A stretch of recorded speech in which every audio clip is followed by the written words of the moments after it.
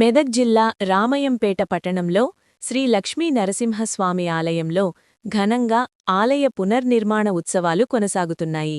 భక్తి శ్రద్ధవతో వైదిక మంత్రోచ్చారణల మధ్య శ్రీ లక్ష్మీ నరసింహస్వామి ఆలయంలో పునర్నిర్మాణ ఉత్సవాలు ఘనంగా నిర్వహించారు.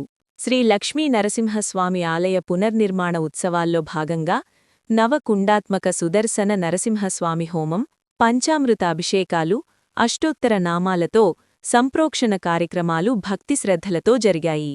ఈ కార్యక్రమంలో 11 మంది వేద పండితులు పాల్గొనగా 50 మంది జంటలతో ప్రత్యేక హోమం నిర్వహించారు.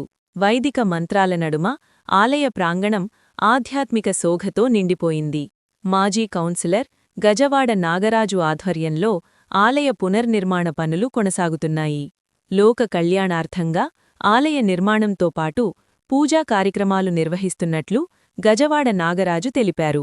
ఈ కార్యక్రమానికి మెదక్ ఎమ్మెల్యే మైనంపల్లి రోహిత్రావు, మాజీ ఎమ్మెల్యే మైనంపల్లి హనుమంతరావు, కాంగ్రెస్ పార్టీ నాయకులు, గ్రామస్తులు పెద్ద సంఖ్యలో పాల్గొని ప్రత్యేక పూజలు నిర్వహించారు.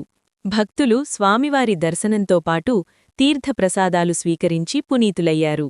ఆధ్యాత్మిక వాతావరణంలో జరిగిన ఈ ఆలయ పునర్నిర్మాణ ఉత్సవాలు గ్రామంలో ప్రత్యేక ఆకర్షణగా నిలిచాయి. ఇలాంటి మరిన్ని వార్తల కోసం మా యూట్యూబ్ ఛానల్ను సబ్స్క్రైబ్ చేయండి. నమస్కారం చేస్తున్నా.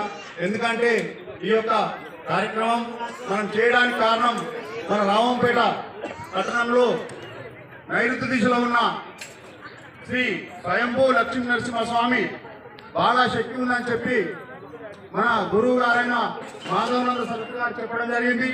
దానికి సంకల్పంతో మనం ఈ రామంపేట పట్టణంలో ఇంత పెద్ద కార్యక్రమం పెట్టుకొని మనం ఈ పూజలు జరిపించడానికి ఆయన అనుగ్రహం ఉంటేనే జరుగుతుందని చెప్పి మన పంతులు గారు కూడా చెప్పడం జరిగింది.